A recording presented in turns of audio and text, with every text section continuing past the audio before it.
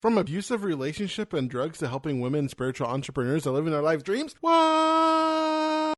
Welcome to the Joyous Expansion Podcast. I'm your host, Brett Dupree, scouring the globe to bring you stories of courage, passion, and resilience. If I could sum up this podcast into one word, I would use empathy. Now let's get inspired. Welcome to the Joyous Expansion Podcast. I am your host once again, Brett Dupree, here to drop some spiritual knowledge down on you. Today we talk to Christina Martine, which is an interesting conversation of another person who went through great trauma and now is helping people reclaim their power. But first, we have to do the thing where I talk about myself. Because if I can't be vulnerable, how can I expect my guests to be vulnerable as well? Well, in this 40th episode of the Joyous Expansion Podcast, today is my birthday. Yes, I am recording this on my birthday. I am taking this day off of my day job, which if you don't know is a software tester. That's what I do for money. This is what I do for future money. Hopefully someday down the road when I put the work in and all that fun stuff and things start happening finally. Hoping that happens sooner or later than later, because I love talking to these people. I love helping people, and I just love personal development and motivation and inspiration so much. So working on making money doing that. Yes, on my day off, I am finishing up my podcast. About now, I would be getting home, so I haven't been as diligent, if you will. It's not like I've just been 100% work and no play, even though I did go to a Toastmaster meeting this morning, meeting my fourth out of the 5 clubs in my district, as I am an area director. But thinking about my birthday, I kind of like doing a year-in review of my life, thinking where I was 1 year ago today to where I am now. This has been a very interesting year for me, my 40th year on this planet. I was hoping that I would do something about my weight this year, as I didn't want to be in my 40s, 400 in my 40s, which is I am right now. And that's not fun, to be honest. A lot of pain, especially back pain, knee pain, all the pain in the joints, because you know that is a lot of weight to hold. But luckily I do have a lot of muscle, so I'm not completely incapacitated. But at the same time, it's still hard to move around. However, at the same time, it's still hard to not eat all the ice cream in the world, because ice cream is freaking delicious. So I'm thinking of September 3rd is going to be another restart of going on that regard. This has been probably my worst year in this regard, but I guess it's best because I've been relatively the same weight, just up and down the same 30 pounds, and 30 pounds might sound a lot to you, but honestly, for me, well, it's more up and down the same 20 pounds, but to me, 20 pounds is me getting a little water logged, drinking a bunch of water and having it stay and eating a big meal. I'm up 20 pounds, and then I just eat well for 3, 4, 5, eat well for a week, and I'm down 20 pounds, just because all that stuff leads the body. So I guess in that aspect of being consistent and not gaining weight this year has been good. In my love life, that has been probably the best ever. 2 days from now, last year, I met the woman that is turning into the love of my life. So that is going good. It's a long distance relationship, which is kind of difficult, but at the same time, it has been fun, and I've enjoyed going out with her and cuddling and all those things, and, getting to know her better and getting to know her kids, and, so far so good. As we haven't been dating for years, just in 2 days is when I actually met her before we started dating in October. So that is fun. That is fun. In business life, the podcast, this year I was going strong. In a couple of days is when I kind of slipped into a mini depression around September until I think January, I believe. I let a few things of my life bother me. Some of them are Toastmaster related. Being the public relations manager was not as good as I'd hoped it would be. I was very demoralized at this point in time. Extremely demoralized. It wasn't what I thought it was going to be. And I was hoping for so much more, and it turned out to be so much less. And felt like I was just pushing to get basic things done. And felt like I was walking on a tightrope always. It was not good. And that I allowed it to affect my mental state. And then the podcast also was doing that to me, because at this point is when it was starting to get hard to get guests, and I started working less on it at the same time. I kind of felt just this overwhelm of too many things. Plus, at this time, I was also starting the Lightworker Toastmasters. and really trying to get that off the ground. And that was taking a lot of emotional energy from me. So the combination of Lightworkers and the podcast not going as I wanted to, I was really on the success part of my podcast, as I've mentioned, and not getting the views that I wanted, not getting the downloads that I wanted, was really taking its toll on me. Not getting the guests to commit and show up. Podcast guest has been a savior for that. I mean, I got about 58 contacts from there, and of that, I believe like 17 people, last I counted, are from podcastguest.com. So if you're looking to find people on your podcast, and yeah, plus now that I have 40 now podcasts, it's easier to get people to show up because I have a bunch of podcasts. It gives me more clout to getting guests, which is good.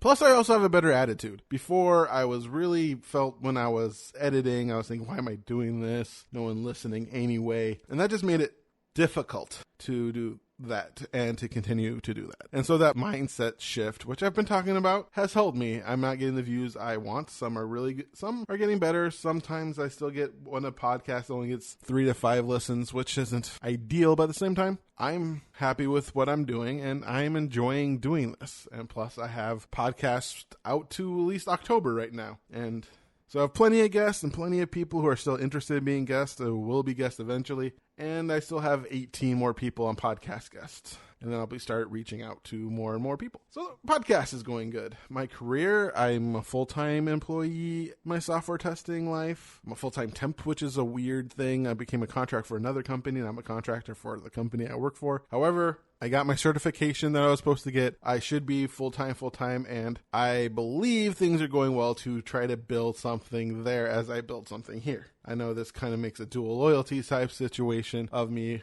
on my life, but at the same time, once this starts making money and I can start putting more money into this and also, help more people and really create a community of people who want to change their lives with the Church of Awesome, I'm excited about that. I also started the Church of Awesome, which was really cool. An idea that I've been having. I haven't fully stepped into my purpose in it. I've been kind of dipping my toe in the Church of Awesome, mostly because there is a part of me holding back. And I know why it's there. It's just the idea I'll start and then nothing will happen. And pretty much the same thing that would happen to this podcast would happen to me trying to build that community. And just got to get over it and just got to remember the fun of it and the fact that as long as I'm getting something awesome out of it, living a life of awesome. And if I can just get a few people to jump on board, that'd be awesome. I love that word, awesome. Starting the Church of Awesome podcast has been super cool. That gets more lessons than this podcast. But yeah. Also, I came to a few realizations in the last year. Next week, I'm going to be talking about one thing that I've been putting off for a while because I believe in my little community and this podcast, putting it out there might hurt it. A new belief that I have, which is, quite frankly, I don't believe in the law of attraction anymore. I have no belief in it. I enjoy it and I still follow a lot of its principles, but as a belief, I do not believe in it at all. And next week, I'll be talking about that. That would be the podcast because I thought of it last year and I've been kind of holding back on that. And one of my realizations is this holding back is what's holding me back from everything else. The idea of how you treat everything, how you treat anything is how you treat everything. And thus holding me back in putting things out there and really connecting with people is holding this truth that I have inside. And that's, at least in one of my cacao ceremonies, that was the idea that came to me. Oh yeah. I had this fun realization when I was working with Angie Cherbois on her havening techniques. She's awesome.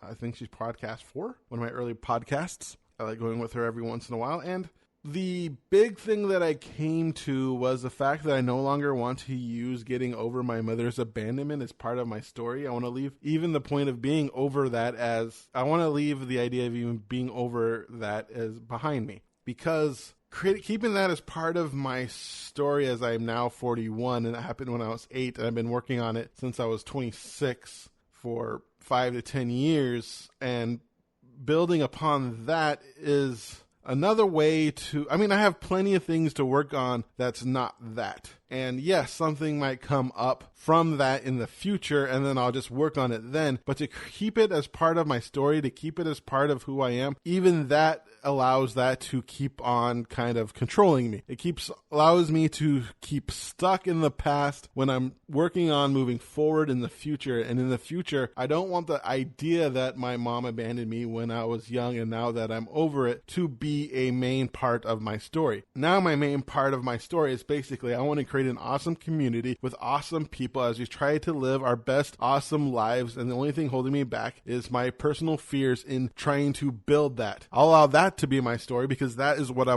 truly want to work on. And if something in my mom's abandonment comes up during that, yes, work on that, cure that, or not cure it, but work on that, work through that. But that is just thing that happened in my past. It might be something along the line of my dad, or something along with my sisters, or something along with school, or something along with that time I lost all my friends. Or there's this one instance in 6th grade where I lost like 4 or 5 of my friends all in one day, and that was my main friend group. And of course, when you're 12 and obviously having abandonment issues, feeling abandoned there also hurts as well. And that did attribute to that feeling of abandonment that I went through, and that sucked. But at the same time, holding on to that doesn't serve me, and I want to embrace the things in my life that serve me and let go of the things that not. And sometimes even the story of the growth is something that will hold me back, because then I am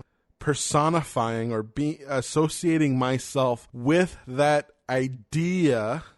And now it's just time to leave that behind. That was my big revelation in the last year.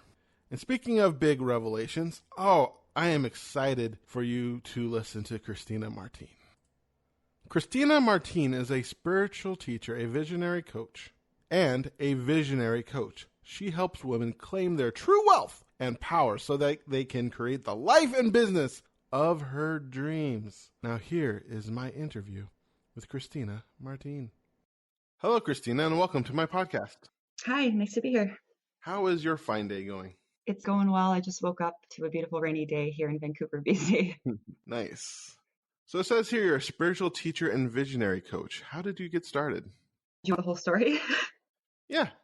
Honestly, I think that this whole path that I went on came from a lot of pain in my life, and it kind of woke me up pretty quickly. I grew up in a pretty abusive household, and there was a lot of unconsciousness and addiction and things like that. And it was very painful for me because I didn't know at the time, when I was a child, but I was very empathic. So if people aren't sure what that means, empath is someone who can really feel the emotions of other people. So I always thought maybe there's something wrong with me, or maybe people are mad at me or something like that. I didn't know that it wasn't my fault, that all these horrible things were going on. I often tried to escape my reality, and I ended up turning to drugs and alcohol and things. And I was in a very dark place for a long time. And I even tried to commit suicide at age 17, unsuccessfully, obviously. After that experience, I remember kind of falling to my knees in this fit of ecstasy and hearing this voice. And I didn't know it at the time, but now I kind of see it as the voice of my higher self. And it told me, Christina, you're meant to be here. If you kill, you're going to have to come back and do this all over again. And I started to question, well, if I'm meant to be here, then maybe I have a purpose, and maybe all of this means something. So I started to inquire, and I started to practice meditation, and I really started to watch my mind. I saw that I didn't have to listen to my thoughts as if they were gods, right? And I saw that I was this spiritual being beyond my body, beyond all the temporary labels we give ourselves. And I had this major awakening as I continued to practice different spiritual practices, meditation, energy healing stuff. And I just really had to share because I felt so compelled to share this perspective with people. So I went on YouTube and I started speaking, and that led to working with clients in coaching sessions and astrology readings and everything. And it just kind of became my path because there was no other choice for me but to share when I found this new perspective. How was it at first when you found your new perspective? Oh, it was definitely confusing for a lot of people. I felt excited about my perspective. I was reading a lot of Eckhart Tolle when all of this was happening. And I feel like that The Power of Now, that book really was a major catalyst for my awakening. And I would always tell people his philosophies about how there's only now and we're these spiritual beings. Not everyone got it. And a lot of people were like, oh, you sound kind of crazy. But I knew in my heart that what I was speaking was true. And so I just stuck to what I was doing, and I just found other people who were processing the same kind of transition. So what was about the power of now that really spoke to you? What was the crux of the teaching? Just being in the now? Yeah, well, I was very mind identified. And I think, every human on planet Earth is addicted to thinking. And we think that we're these separate identities, right? We have these egos where we're just basically the ego is a function that allows us to move as separate entities. It's a self-preservation mechanism. But when we put too much attention on it and we think we are only these separate beings, that's where all these problems arise. So I saw that people were really focusing on the ego too much, and they were disconnected from their true self and disconnected from other people. And that's where all the problems were coming from. All the wars and fights for power, it was all just this delusional clinging to the ego and clinging to the sense of self that needed to protect itself. So the ego is very unstable, and it's always looking to fight people because it needs to become better or feel separate to feel in control. And you can see this all throughout the media, and you can easily see if people are very mind identified. You can just feel that there's some kind of fight within them. This book in particular showed me that the resistance and this inner conflict could end if you just decided that you didn't want to continue the fight, you didn't want to continue to find problems. And the mind really wants to judge things as negative or positive, but in reality, things just are. And I stopped trying to fit my life into my story, into my mind's story of how things should go. And everything just became easier. I moved into a space of trust and just compassion for other people, because I saw that we were really the same essence underneath the illusion of a physical form and everything that's temporary. It just made life a lot easier. So I wanted to help people just come to the same realization. And it's an ongoing practice, right? We all fall off the path, but I think if people even get a little glimpse of the greater truth, they start to relax into that trust, into that space of calm and acceptance of life. So you said that things started getting easier and easier, which seems to me that at times that means especially at first, your ego was kicking and screaming at. Yeah. So what do you do in that situation? How did you push forward and continue to improve? Honestly, I was so mind identified and just so stuck in my thoughts and depressed. And because of that, as a youth even, that I had to force myself to sit down in my practice and just breathe, like just watch my breath. And it sounds so simple, but it was really such a powerful experience, because the more you do that, the more you practice, the effects are visible on so many levels.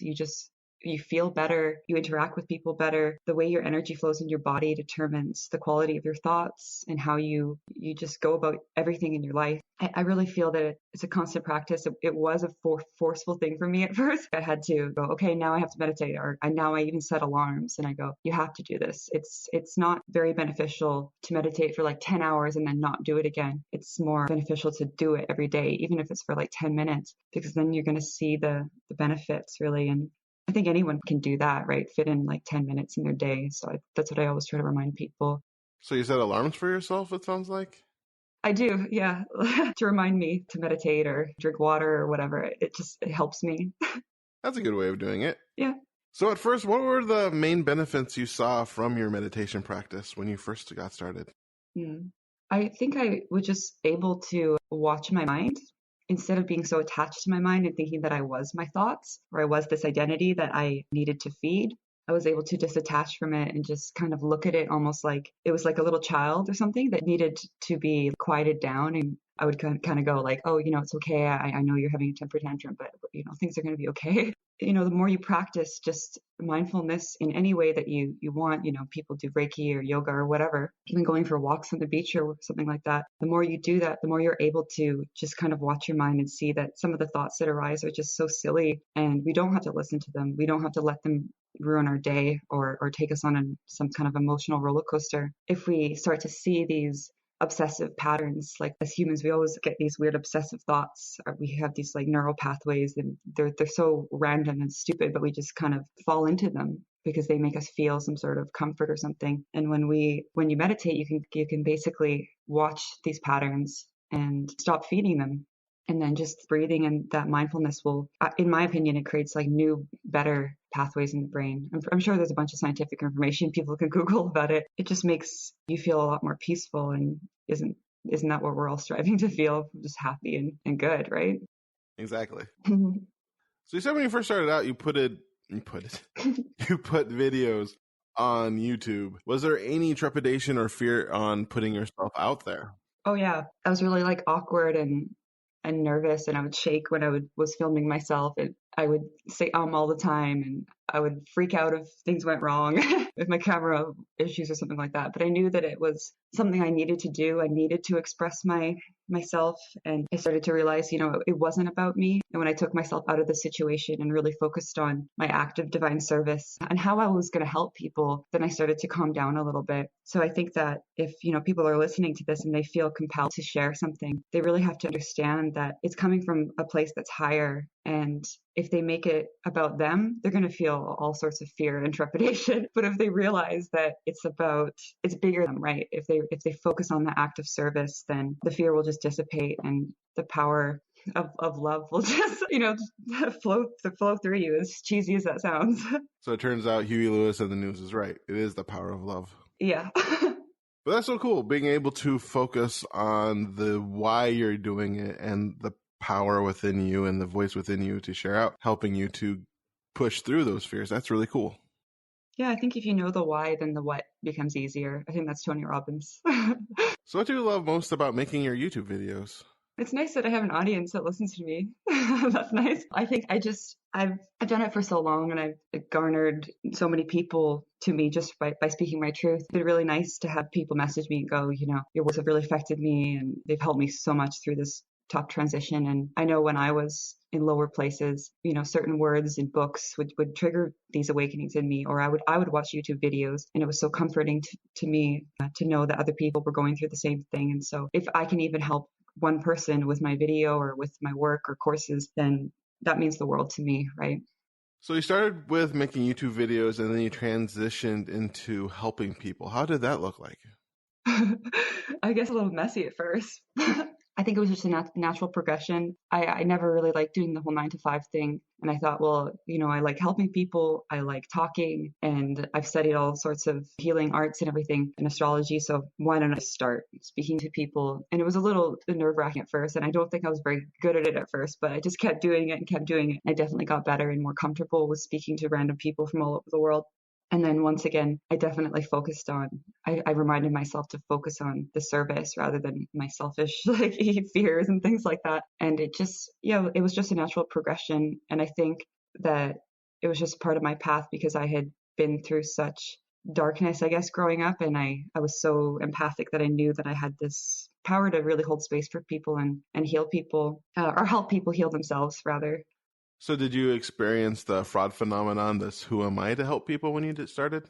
Oh yeah, I would definitely question myself all the time. I would go, who's going to buy my courses or book with me? But I just knew there was a bigger part of me that kept telling me, you just have to trust. You have to trust that if you remain in the right vibration, that energy is just going to magnetize the right people to you. And at first, I definitely drew in some people who weren't really ready to invest in themselves or really weren't on the right vibration, especially when I charged lower for my sessions, for my courses. I drew in people who didn't really respect my work, maybe just wanted to use me kind of thing. It took a long time for me to learn about the business aspects of spiritual sessions and things like that. And that was a whole process itself. And that was just a lesson in my own self-worth. And I think that people really have to know if they want to do this type of stuff, that your services is worthy of high compensation. If you're a healer or you're doing this type of work, you really have to think, like, what am I doing for these people? I'm holding space for these people to reclaim their health back and their lives back. Like, that's priceless. That's one of my main messages now. For the women I work with, I focus on working with women entrepreneurs now. I always remind them that your work is so sacred and it's so worthy of high compensation. And that's not what they believe often, because people have quite a bit of resistance to charging money for spiritual services, but I feel like they're just as important as anything else, right? Mm-hmm. Oh, definitely. Almost more important. Yeah. I mean, after food and drink and shelter, I think just even having good spiritual base helps the rest of your life. And honestly, you could probably feel better about not having shelter. Yeah. You could be present and happy, I guess. Who is your ideal client? Oh, God, currently, just someone who is, well, I work with females right now only, like female spiritual entrepreneurs, mostly spiritual entrepreneurs. So just someone who's open and ready to say goodbye to fear and just, meet me where I am and just be open to learning and yeah, just ready to put in the work because it's definitely a lot of work to do what I'm doing, but it's enjoyable. You have to love it. You have to love it with all your heart and soul. You have to be really passionate, and you have to be okay with people just hating on you because it's the internet. There's definitely gonna be haters, but you just can't take things personally. So what does it look like to work with you? I used to do sessions, like I would do astrology readings and healing sessions. So I would usually talk to just like over Skype or Zoom, and we would just enter into a video chat and I would, just talk to them or coach them and things like that, or talk to them about astrology. And now I do more like I offer more courses, I do group sessions and I do group coaching sessions. And really it's just about, connecting to people. And I feel that when you really hold space for people and just see them with judgment, that in itself is just so transformative. And I think people are really lacking that because in society we just kind of talk and then another person will just wait for the other person to stop talking so then they can continue their inner dialogue, and no one's actually like genuinely listening. So I feel that my ability, which I've gotten better at over time, my ability to actually listen is just, I think people appreciate. Oh, it's definitely a great skill to be able to actually listen to somebody. Yeah, listening is one of Stephen Covey's 7 Habits of Highly Effective People, if you ever read that book. No, I haven't read that one. So when it comes to working with people, what has been your main joy in doing so? What are some things you've helped people with? Honestly, just seeing people have like major revelations about how they can let go of their past. Or I do a lot of like deep trauma. I used to do more like deep trauma healing, almost hypnosis, like taking people through trances and doing like energy healing and stuff like that. And just watching people face their demons almost, like I kind of help people go to places they don't want to go as their guide, right? And just watching people being able to process their fears and then like truly let go of them, and just seeing their body light up and their face light up with this recognition that they can truly let go of the past and they don't have to like hold on, let it control their lives anymore. Like that in itself has just been so rewarding to show people that they're, the moment is really all we have. And in this moment, that's where your point of power is, and nothing in the past or future is going to give you more power or make you more worthy of love. And I think that's one of my main messages, that you are the source of your power, you are the source of your wealth. Nothing outside of you is ever going to give you more power, or it's all within you. The power is yours. If you want it. So what has been some of your favorite success stories with working with people? Let me think. I've worked with so many people, I always just kind of forget. Yeah, well, I mean, currently I'm working with women, and a lot of them have all these gifts. Women are so naturally psychic and stuff, and I work with a lot of very like intuitive women, and they've just been kind of scared to put themselves out there online because it is a pretty scary thing. I don't know, I have this like endless, almost like weird fear of courage where it annoys people, but I don't know, I'm just doing me. I feel that, yeah, it's just been nice to see people who have all of this talent and all of these gifts just be able to share them and, celebrate their little victories. Like, oh, I did my first reading, or I actually was able to use my gifts to create income for myself. And now I can pay off my debt or pay my bills. And I never thought I would be able to do what I love for money, or like actually be able to stand up and speak my truth. And it's just, yeah, it's super nice. I can't think of like a specific example. There's too many people. It must be fun being able to help so many people do so many cool things and really put their gifts out there. Yeah, it's challenging sometimes, but it's fun. What's that sense of purpose, that when you're living your purpose and living your dreams, that feeling? I feel like if you're off purpose, and I definitely have fallen off the path and let fear just overtake my life, I feel that you just start to feel it, right? You feel uncomfortable in the place you are. You feel uncomfortable within your body. Your mind starts taking a dark turn, and coming back into that place of alignment and trust, you start to feel a lot lighter. Like I know a lot of people have asked me, well, how do I know my purpose, or how do I know that I'm on the right track? And I feel that your purpose kind of arises in the moment when you're present and when you're breathing and you're just allowing what wants to arise. And I don't necessarily feel like we came here with one purpose. Like I feel like certain things are destined. We have certain gifts. Like it's just pretty obvious that we're meant to share them. But I feel that we get to choose, what we do here. When we choose something in alignment with our heart, like when it feels good, you just know it. You get set on fire. And I think a lot of people, they run from that because it takes time to grow anything. It takes time to grow a business. It takes time to do anything in life. And a lot of people, once they start seeing things go wrong, they're like, well, this must not be my purpose. Or, they let fear take control. So I like reminding people that you really have to trust, even when things are going wrong, that everything's just unfolding and the universe is trying to teach you something, and you just gotta, try not to judge things so much.